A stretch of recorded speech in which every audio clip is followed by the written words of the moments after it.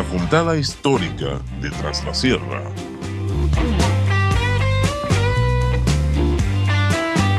Diego Zavalla.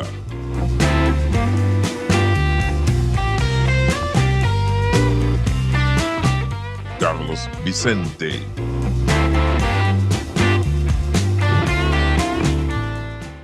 Bienvenidos una vez más, esto es La Juntada Histórica de Tras la Sierra, episodio número 5. Soy el profe Carlos Manuel Vicente y me encuentro de nuevo con el profe Diego Manuel Zavalla.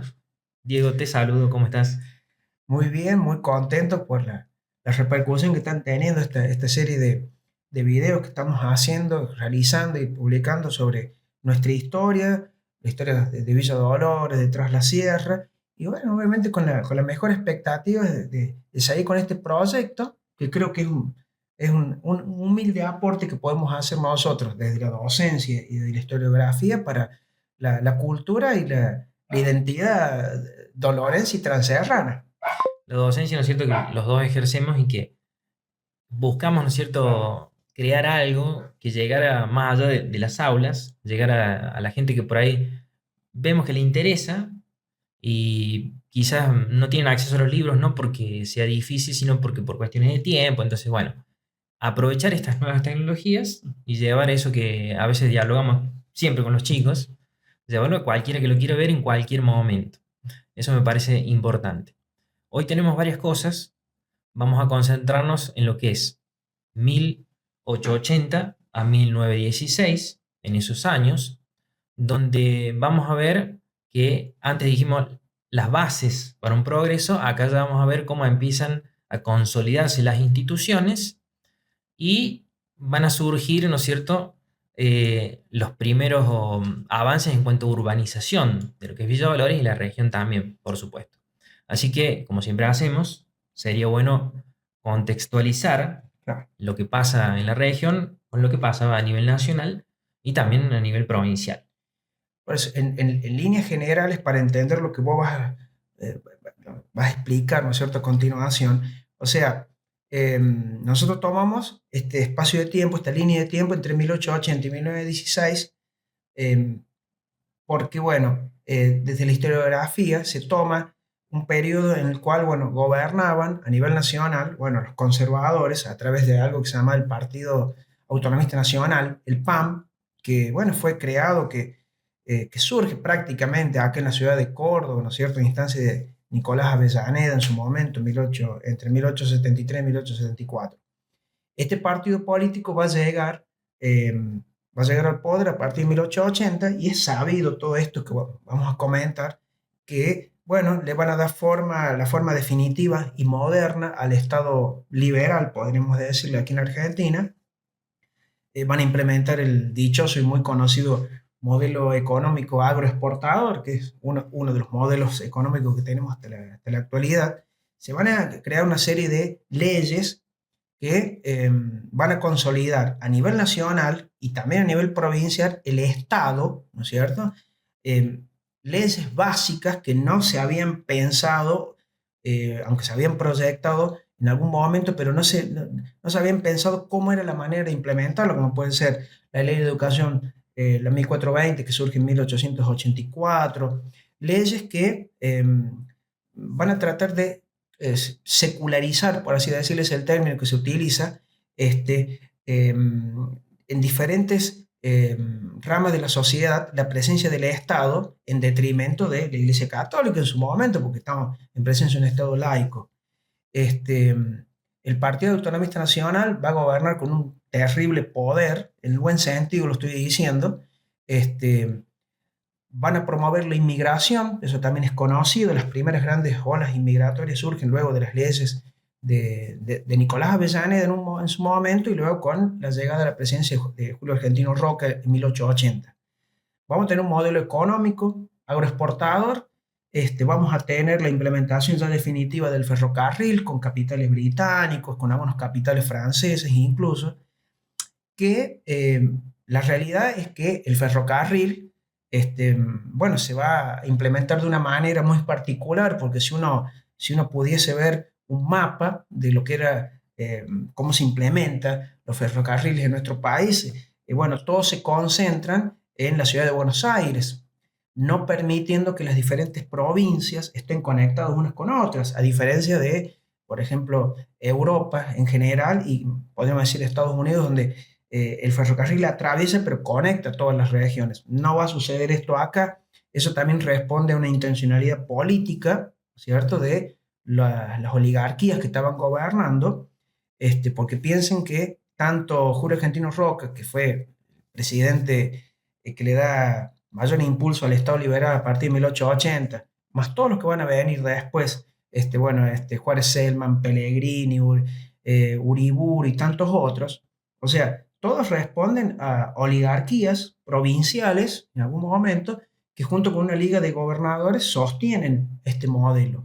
La inmigración que nombramos, o sea, le va a dar una, un gran cambio demográfico al país, donde se va prácticamente a cuadruplicar la población argentina, todo esto en líneas generales.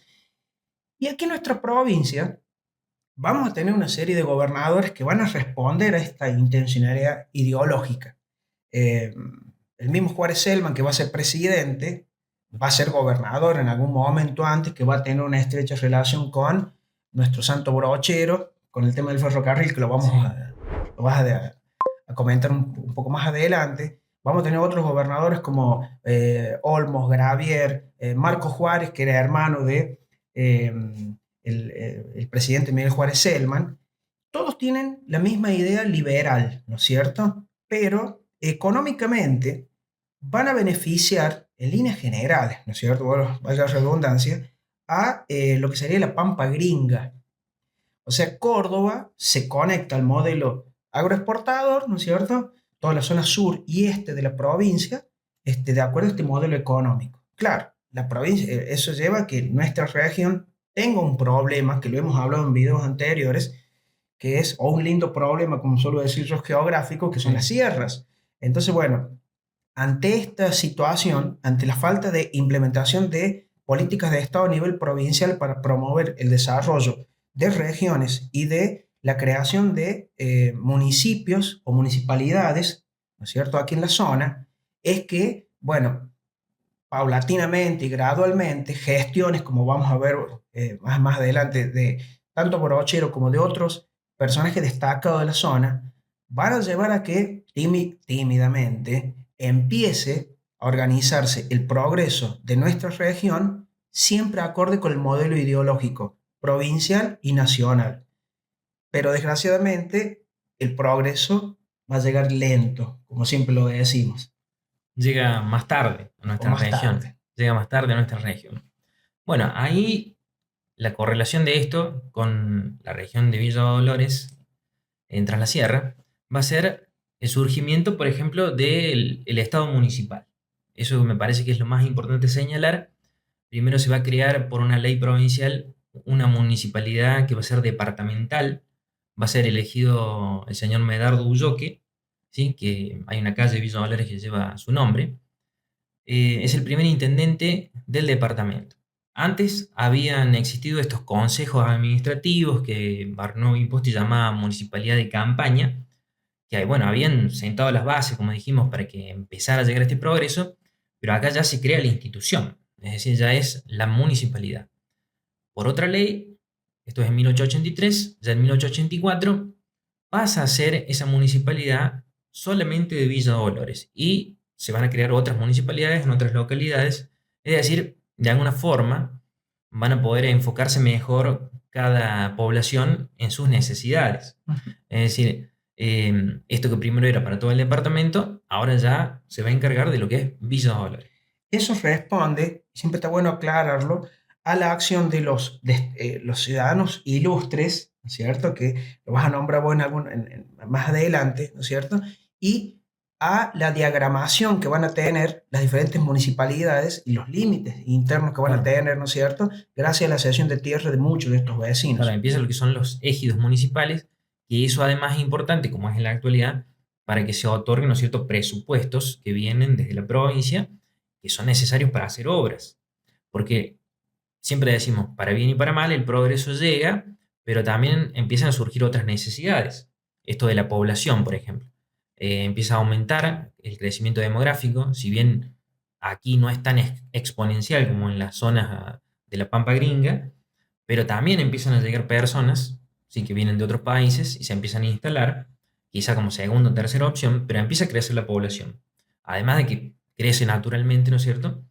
Y la pequeña aldea empieza a ser una ciudad y empieza a tener ciertas necesidades, necesidades de desagües, necesidades de agua potable, necesidades de salud. Por ejemplo, el río, que no es como el río actual, ¿no es cierto?, que tiene dos diques que hacen que su caudal sea menor, generaba inundaciones. Entonces es necesario hacer defensas. Ahí los primeros intendentes van a trabajar mucho en eso, porque en el libro de Barrio Nuevo Imposti, tanto el de Villa Dolores como el de Historia de Tras la Sierra, se menciona que hay inundaciones que hacen mucho daño, porque a lo poco que se iba construyendo y con mucho esfuerzo, venía una inundación y lo destruía. Habría que tener en cuenta también de que todas estas trabas, por así decirlo, que van surgiendo, o problemas que van surgiendo cuando se urbaniza una ciudad, responden también a la carencia o ausencia de políticas de Estado a nivel nacional y provincial de cuestiones básicas como, a ver, la educación, bueno, está bien, está la ley M420 de educación que va a tardar en implementarse, pero hay otras políticas, como por ejemplo políticas sanitarias o políticas en referencia a obras viales, que recién en la década del 30, en las presidencias de Agustín Justo, o después más adelante en la década del 40, durante las presidencias de Juan Domingo Perón, recién se van a implementar a nivel nacional. O sea, por eso también es muchas veces el atraso no solamente acá de nuestra zona, de nuestra ciudad, de nuestra zona, sino de Argentina en general en esta época. La carencia de leyes a nivel nacional y provincial. Ya en ese contexto, las municipalidades tenían que buscar cómo adecuarse a las necesidades de la población. Entonces, me parece que es fundamental la creación de la Municipalidad de Villa Dolores ya en 1884 para que empiece a consolidarse primero esa institucionalización y también esa búsqueda del progreso, un progreso que no se detenga, es decir, que no tenga marchas y contramarchas. Entonces, ahí me parece que es fundamental señalar eso. Y respecto, ¿no es cierto?, esto, las comunicaciones, el aislamiento, seguía siendo un problema. ¿En qué sentido? De que era como un freno que tenía la economía, ¿sí? Porque la población crecía, el empuje va a seguir siendo, ¿no es cierto?, la agricultura y la ganadería. Al mismo tiempo, eso hace que crece la población, crece el sector comercial, es decir, la aldea ya pasa a ser más una pequeña ciudad. Son los dos ejes que mueven la economía, pero seguimos desconectados con la economía a nivel nacional y provincial. Y lo que vos decías, esto del ferrocarril, era la modernidad, era el medio de transporte en el mundo más eficiente, pero claro, llegaba a donde era necesario transportar cargas. Y nuestra región, por lo menos en este tiempo, va a cambiar un poco después de 1900, no tenía algo que fuera necesario sacar de aquí. O sea, vos lo dijiste en videos anteriores, lo repetimos ahora. O sea, no estamos conectados al gran modelo agroexportador a nivel nacional que obviamente se circunscribe en líneas generales a la provincia de Buenos Aires, sur de la provincia de Córdoba y Santa Fe y parte de lo que sería la provincia de La Pampa, que en esa época era un territorio federal que no existía todavía la provincia.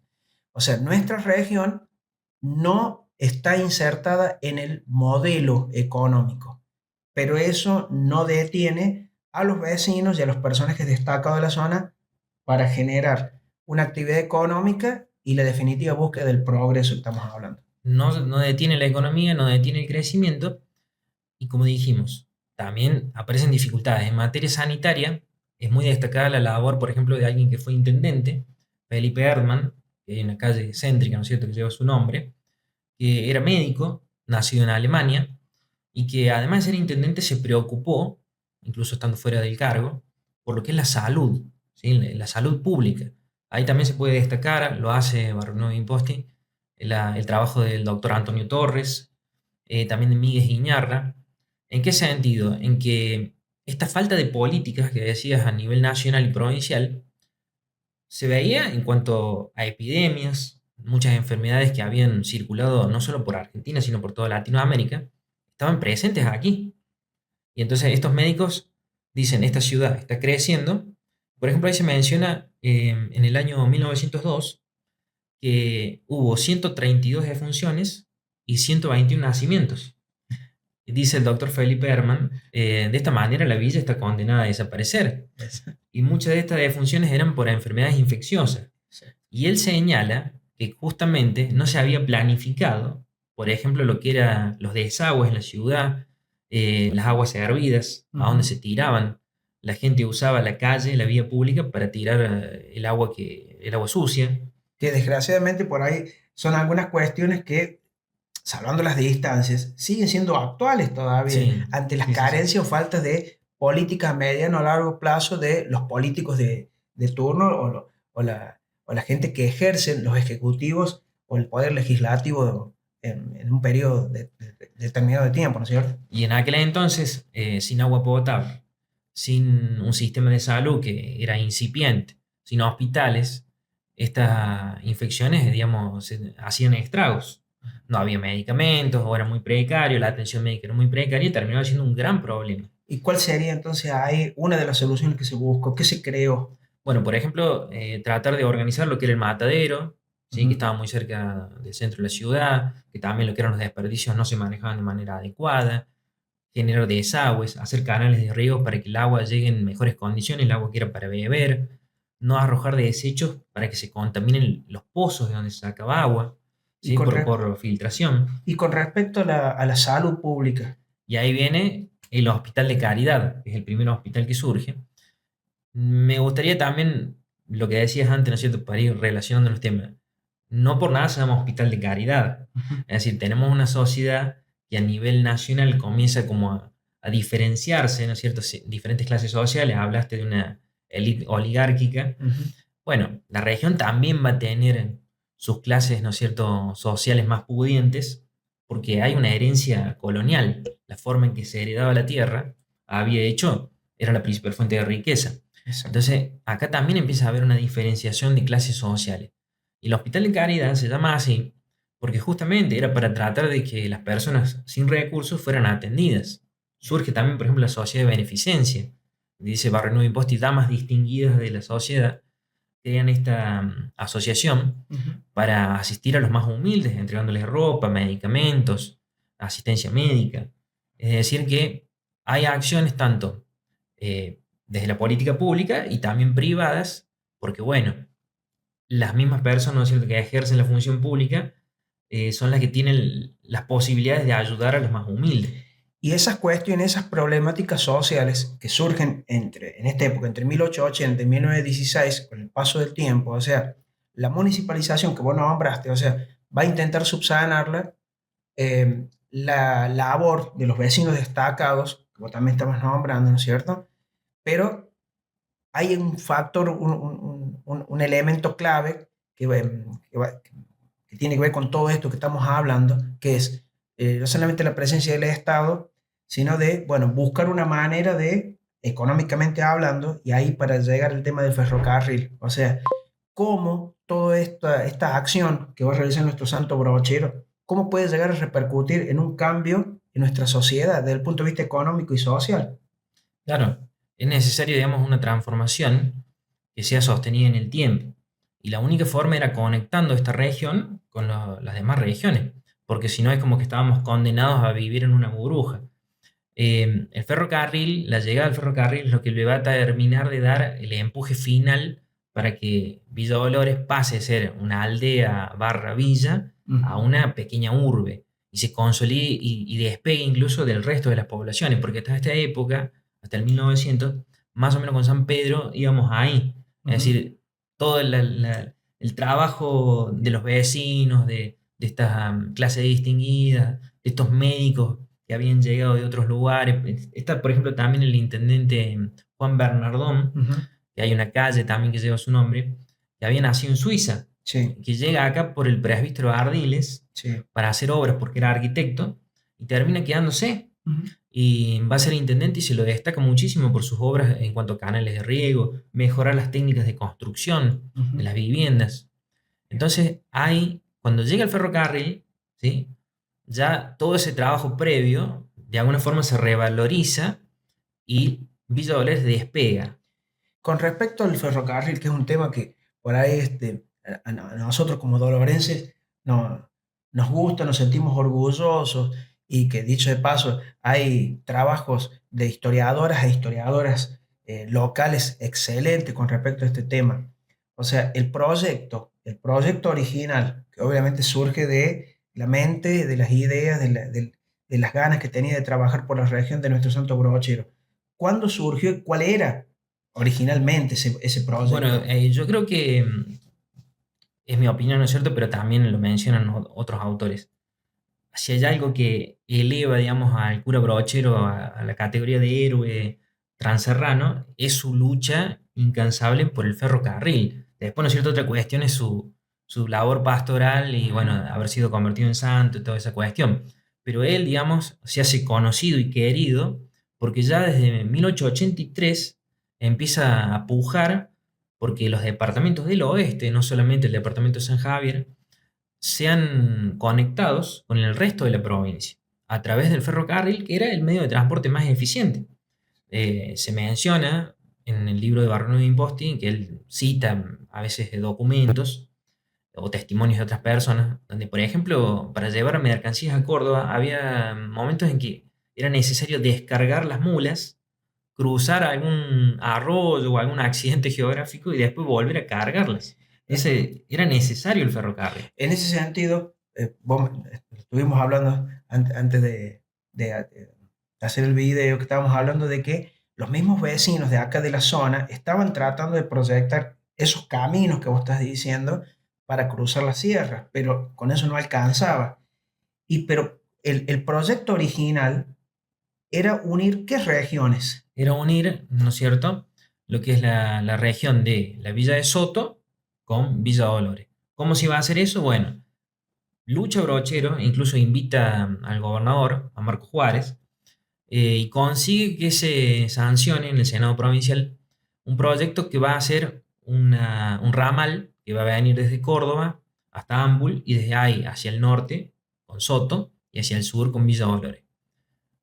Cuando se conforma la comisión de ingenieros que van a hacer, ¿no es cierto?, el estudio para dar factibilidad a que esta obra se realice, dicen que no se puede hacer. Brochero no se queda con eso, insiste y tiene otro proyecto más de unir lo que es Villa Dolores y la región de Tras la Sierra con un ramal que iba desde Dianfunes a Chilecito, La Rioja. Era otra idea. Bueno, también le dicen que es impracticable los ingenieros, pero él no se conforma, va a hablar con el presidente Figueroa Alcorta, luchando por este ferrocarril, y termina consiguiendo, después de hablar con el presidente y con el ministro de Obras Públicas, que se sancione en el Senado de la Nación ya en 1905, así que ya habían pasado más de 20 años, eh, un ramal que incluso se presupuesta en 100.000 pesos de la época, desde Villa Dolores a Soto, ¿sí? Y de ahí se iba a conectar con las redes de la provincia. Lamentablemente este proyecto, más allá de que es presupuestado, nunca se concreta, nunca se termina haciendo, pero un poco también por esta lucha de Brochero hace que ese mismo año otro tren, otro ramal llega a Villa Dolores en ese mismo 1905, en febrero, es inaugurado, desde La Toma, San Luis. Llega y eso es un gran avance para la ciudad, porque no solo conecta en el sentido de que se puede viajar al resto del país, sino que empieza un movimiento de mercancías que nos permite sacar producciones, ¿sí? Si la producción crece y hay excedente, se puede sacar y se puede generar más recursos para ese crecimiento. Ya que nombraste o dijiste ciudad, Villa Dolores, gracias a la llegada del ferrocarril, cambia su denominación. Va a pasar a ser ciudad ya en 1918, que sería el periodo que sigue, ¿no es cierto?, en el próximo video, Ya. de acuerdo a la población, porque va a superar un número de habitantes, entonces ya va a ser elevada la categoría de ciudad, que hace poco se cumplieron, ¿no es cierto?, 100 años de ese logro. Quisiera agregar algo con respecto al tema del ferrocarril. Ahora es mucho más fácil acceder a información porque tenemos censos, para bien o para mal, tenemos algunos censos, tenemos información del Estado, de algunos entes, pero, por ejemplo, Vialet Macé, un reconocido ingeniero que trabajó mucho en la construcción de lo que sería el viejo dique de San Roque, ¿no es cierto?, junto con Casafús, entre otros grandes ingenieros y arquitectos de que trabajaron en nuestra zona. Vialet Mas en el año 1904 le entrega eh, prácticamente en la mano al presidente Julio Argentino Roca, que estaba cumpliendo su segunda presidencia, el conocido, aunque después en algún momento estuvo medio tapado, pero después fue muy conocido, informe sobre el estado de las clases sociales en Argentina. Y ahí, en uno de los capítulos, él plantea este tema del aislamiento, los aislamientos regionales que hay que impiden el progreso. Y ahí es donde él denuncia esta dejadez del Estado nacional y provincial, particularmente de esta región, de todo lo que sería el oeste cordobés. Y lo triste es que pese que él lo denuncia el atraso, informa al Estado y el Estado no hace absolutamente nada. Estamos hablando del año 1904, que es cuando va a dejar la presidencia Julio Argentino Roca. Todos los presidentes que van a venir después, Figueroa Alcorta y todos los demás conservadores, van a ser oídos sordos, en cierta forma, al pedido que estaba haciendo Brochero desde la década de los 80 de la implementación de este ramal, que también se supone que uniría hasta partes de La Rioja, porque desde Cerrezuela uniría Soto hasta llegar a nuestra ciudad y bueno, llegar hasta la provincia de San Luis. El sueño de ese ferrocarril, lo que movía, digamos, era la idea de conectar el comercio local con el resto de la provincia. Porque esto hay que decirlo, el ramal que llega, ¿no es cierto?, desde San Luis, es una época donde lo que se busca son combustibles, árboles, combustible. Esta zona era rica en bosques y era necesario, bueno, para las mismas locomotoras a vapor.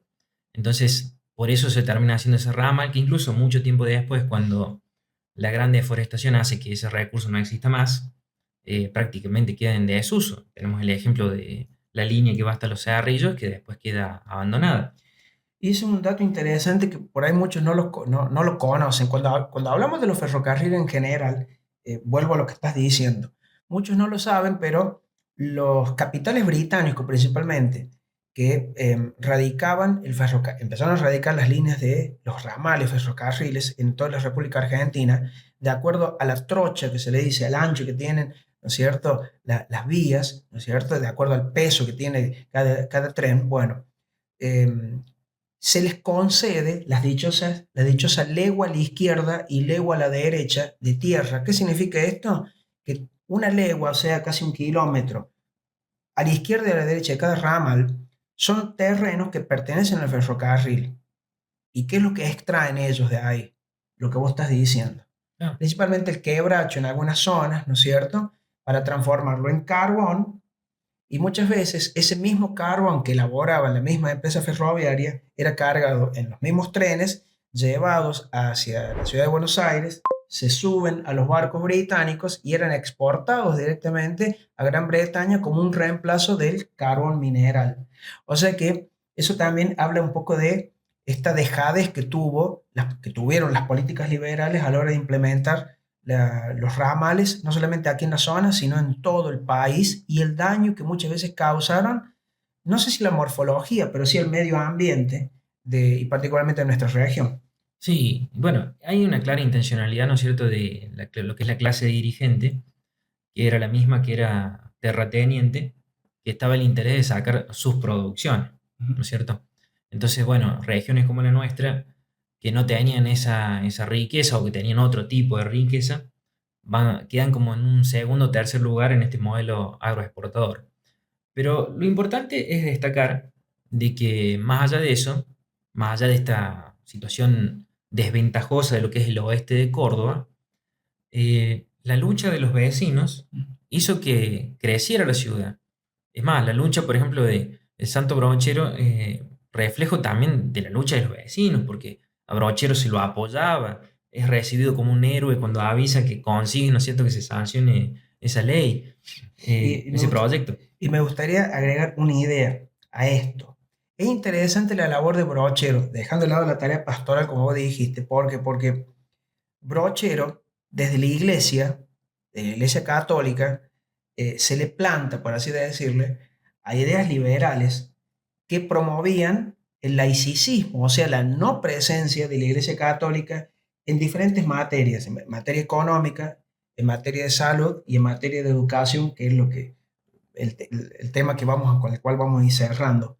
Pero que Brochero, desde la Iglesia, con todo lo que eso significa, se le plante a un modelo que está enfrentado a la Iglesia, habla de que, y lo voy a decir con pinzas, tómenlo esto también, son ideas muy progresistas las que tiene Sí. Brochero, pero realmente ante un Estado que, como bien vos lo dijiste, solamente generaba un capitalismo, podríamos decir, de amigos o de clases sociales acomodadas. Exactamente, nosotros quedábamos en otro lugar. Nos quedó ahí por decir el tema de la educación, una casa de estudios muy reconocida en la actualidad, que es la Escuela Normal Dalmacio Vélez Sarsfield, surge en esta época y es una prueba de que llega muy lentamente el Estado Nacional. Digo lentamente porque la ley de educación es de 1884, vos lo dijiste en el video anterior, Sí. una ley no soluciona todo. No, y la ley provincial de educación que va a avalar esta otra ley es de 1896. O sea, Claro, un montón de tiempo. son trabas y trabas para implementar algo tan básico y fundamental como la educación. Bueno, y la escuela normal se inaugura en 1910. Es decir, que estamos hablando que pasan desde la ley de educación, la 1420, 26 años. Es decir, es muchísimo tiempo. Imaginemos que la gente en esa época, la expectativa de vida era mucho menor. O sea, prácticamente la mitad de la vida esperando que llegara una escuela. Una escuela. Otra cosa curiosa, si se quiere, o que en realidad pinta la época, la escuela normal no se va a llamar así cuando llega. Va a ser escuela normal rural mixta. ¿Sí? Esto marca, por ejemplo, en esa época se hacían escuelas para varones, escuelas para niñas. Esta escuela marca ya un cambio, ¿sí? En una política nacional, porque es mixta. Y me parece importante esto, que era rural, o sea que a los ojos de Buenos Aires, esta región, que en cierta forma lo era, seguía siendo rural, porque se inaugura esa escuela conjuntamente con otras a nivel nacional. Y te hago una pregunta, y medio en tono irónico, pero yo hice la escuela jardín y la escuela primaria en la escuela normal, pero era el mismo edificio, tenía la misma apariencia que lo tiene No, ahora. se inaugura una escuela, pero ni siquiera había edificio. Otra institución que ya existía desde 1888 eran las escuelas provinciales graduadas, así se llama, que había dos en la ciudad. Hay una, ahí no queda claro, investigando, ¿no es cierto?, en lo que es Imposta y su bibliografía, pero una de ellas le cede el edificio, aparentemente estaba donde está el edificio actual, pero no es el mismo. Ujú. ¿Sí? Le cede el edificio porque se muda esa escuela a un edificio nuevo, pero un edificio viejo. De hecho, muchos años después, o mejor dicho, no tantos años después, ese edificio se denuncia que está en ruinas, tiene que ser demolido y ahí se construye el actual. Pero van a pasar varios años, más de 2 décadas, hasta que se termina haciendo el nuevo edificio. Se va a pasar a llamar Escuela Normal Dalmacio Vélez Sarsfield en 1936, es decir, bastante tiempo después. Importante lo de la educación, y como para también ya ir cerrando, porque tenemos una época donde quienes, y esto para dejar pie también al próximo video, los que participaban en la política, ¿quiénes eran en ese momento? Las clases con estudios, ¿no es cierto? Exactamente. Además de la riqueza en lo económico, aquellas que sabían leer y escribir. Exacto. Prueba, primer intendente que se elige acá, Medardo Ulloque, 146 votos. Ujú. No vivían 146 personas en el departamento de San Javier. Exacto. Así que bueno, eso ha sido, digamos, el recorrido de este video. Sí, y me gustaría agregar Sí, así, a modo de conclusión, que siempre lo hacemos como si fuera el cierre de clase, porque Sí. somos docentes y no podemos no cerrar la clase, o en este caso cerrar el video. Pero a modo de conclusión, lo que podemos ver es que evidentemente somos o pertenecemos a una región pujante, que tenía ideas, que tenía vecinos destacados, como dijiste, pero que tenían ideas claras de generar el progreso. Obviamente que es un progreso que va a beneficiar, obviamente, a ciertos sectores sociales, pero después se supone que va a haber un derrame de esa economía para diferentes sectores, ¿no es cierto? Y lo que vemos es que lento, pero la idea de fundar una villa allá por 1853 está dando su fruto con el paso del tiempo lento, este, por todo esto que estamos nombrando. O sea, es llamativo que en casi 50 o un poco más de 50 años de historia local, se haya tratado de romper ese orden colonial que vos nombraste antes en materia económica, en diferentes aspectos sociales, ya dejando de lado todas esas luchas internas que hablamos en videos anteriores. Y acá definitivamente ya está el objetivo de eh, perdurar en el tiempo, de dejar algo a las generaciones futuras, que eso es lo que necesitamos muchas veces, no solamente como dorarenses, sino como cordobeses y argentinos, o sea, legar, dejar algo, y las instituciones son las encargadas de hacer eso, y bueno, tímidamente están apareciendo y le está dando la morfología o el aspecto que tenemos hoy como ciudad y de la cual uno tiene que sentirse orgulloso.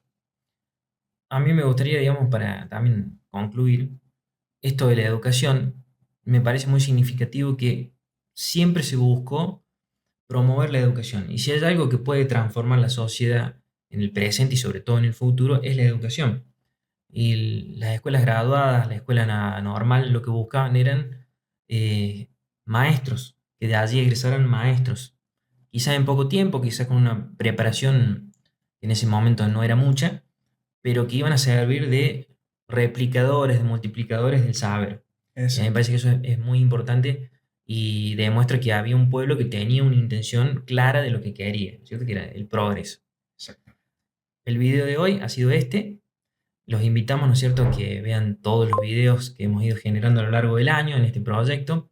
Nos acompañen, se suscriban, le den me gusta porque va a haber más y muy pronto nos vamos a encontrar nuevamente.